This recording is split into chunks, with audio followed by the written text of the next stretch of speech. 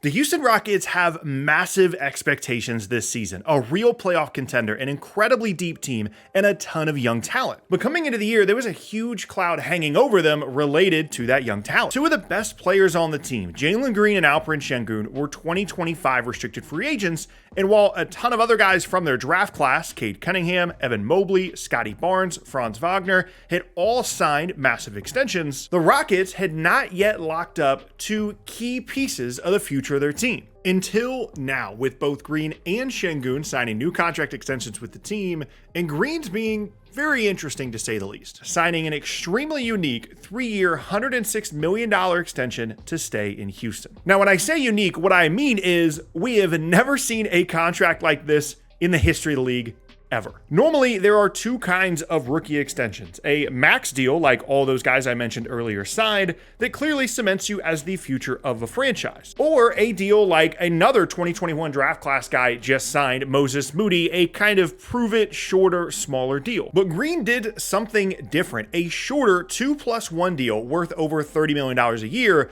but not all the way up to those massive max numbers per year that the other guys signed. Now, whether you think Green is good or not doesn't really matter, but what does matter is how this impacts the future of their team. Because there is a reason that Green and Sengun prior to this had not signed extensions with the team, and why I did not think that they would sign them at all. I've talked about this in a video before, so let's briefly go to past Tucker for an explanation on this. If you pay attention to what Rockets fans are saying about the team, there is some real concern about the fact that there are two guys from the 2021 class, Alperen Sengun and Jalen Green, have not gotten their rookie scale extensions yet. And that's especially interesting in comparison to the rest of the 2021 class. Cade Cunningham, Mobley, Scottie Barnes, Franz Wagner, all of these guys have gotten not only their rookie extensions, but they all got max rookie extensions. And Houston is looking at two guys in that class, in Sengun and Green, that you can debate where they fall in that class, but they're both clearly very good long-term pieces and guys that they would like to re-sign, yet they haven't given them extensions yet. And for Sengun specifically, that's a little bit concerning for Houston fans, given some of the uncertainty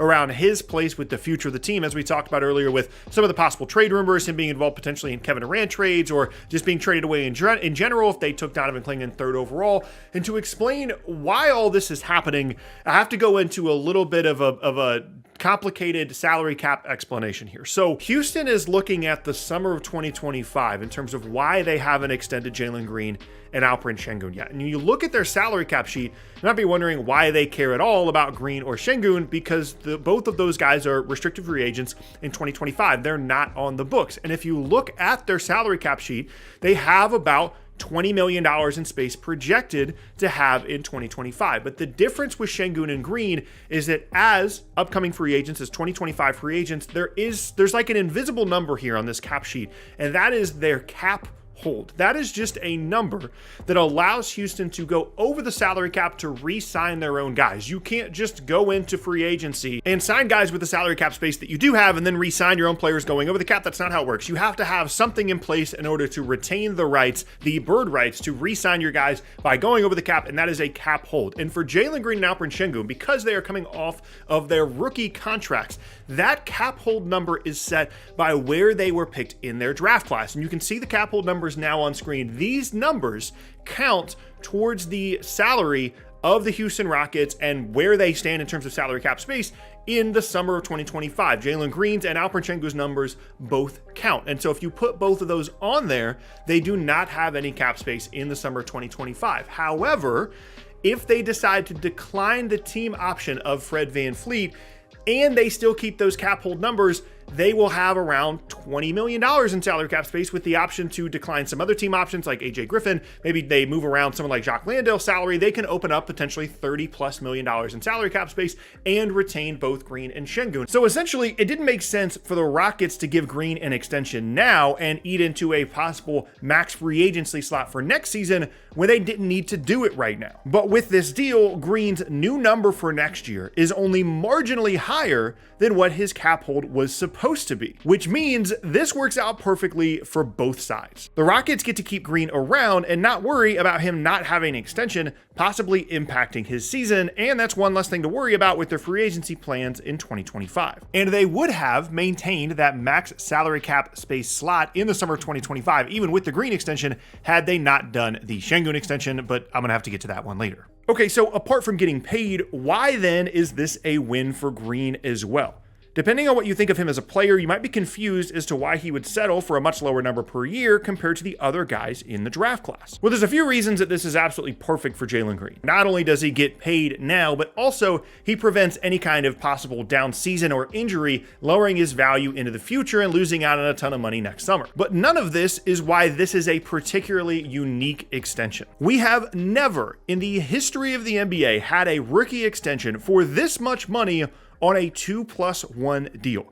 In the summer of 2027, Jalen Green will have a player option to become an unrestricted free agent, while the other players in his class that I mentioned can't become unrestricted free agents until 2030. And while it might seem strange to refer to a relatively young, unproven player like Jalen Green entering free agency sooner as a good thing, it absolutely is. If he develops into an all-star, he can get a new big max contract in 2027 as the salary cap continues to go up at an even higher number than the other guys in his class, and get that deal much earlier so the free agency clock starts ticking again. Basically, he just added to the possibility of getting another extra massive contract during his prime in the NBA. We see this happen all the time with the true stars of the league. They started taking 1+1, 2+1 shorter deals, and there was added risk there. They could potentially get hurt or not be as good, but every year that they were still good and signed a new contract, the salary cap went up and they were making more money. Not to mention the fact that they had all this flexibility in terms of which team they could possibly jump to in free agency. Now, of course, there's risk to all that, but it certainly is unique. A normal max rookie contract like the one that Scottie Barnes and others sign benefits both sides as well.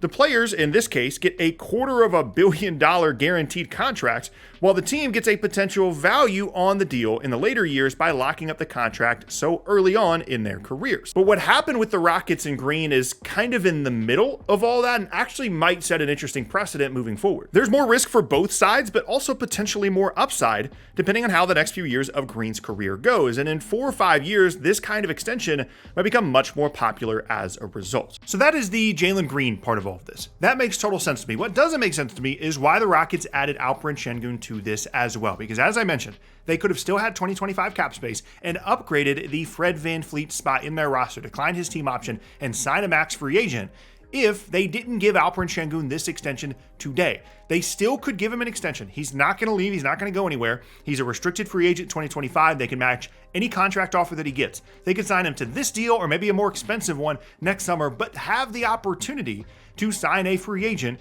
in 2025, and I don't understand why they bypassed that option. Now, obviously, there is a chemistry boost here, a morale boost to having two of your key young players sign these big new extensions, right? Like there's this cloud going over the team that I talked about in the intro, where if those guys are unsigned or they don't know what their futures are, and Sengun was kind of halfway in trade rumors this offseason because of the way their season ended and the possibility of getting Kevin Durant, all that stuff. I totally get the chemistry aspect of it. But if you just look at it from a, how do we give ourselves the best chance to improve the team as much as we can in the summer of 2025, signing Alperen Sengun to an extension today makes no sense. His cap hold for the summer 2025 was in the teens, and that was one of the main reasons why they were going to have cap space in 2025. And now he's going to be making $37 million that summer. All their cap space is completely gone. It doesn't matter if they decline VanVleet's team option. They're not going to have the ability to dump enough salary to create any kind of real significant cap space in the offseason anyway. That I do not understand, and I struggle to understand why Houston felt the need to do this now. Granted, some people have been calling for teams to use restricted free agency more in this way and to try and use that as a way to get these cheaper deals, and these probably will be value contracts. Certainly the Sengun one, I think, will be down the road, although Jalen Green's going to have the opportunity to opt out early like I talked about. But when I saw the Jalen Green extension come through, I thought, okay, perfect. That's exactly what they need to do. That way they have one of the guys taken care of. They can focus on Sengun in the offseason. It won't be that big of a deal. And then they just decided that they didn't want max contract space in the summer of 2025 anymore, and I just completely do not understand it.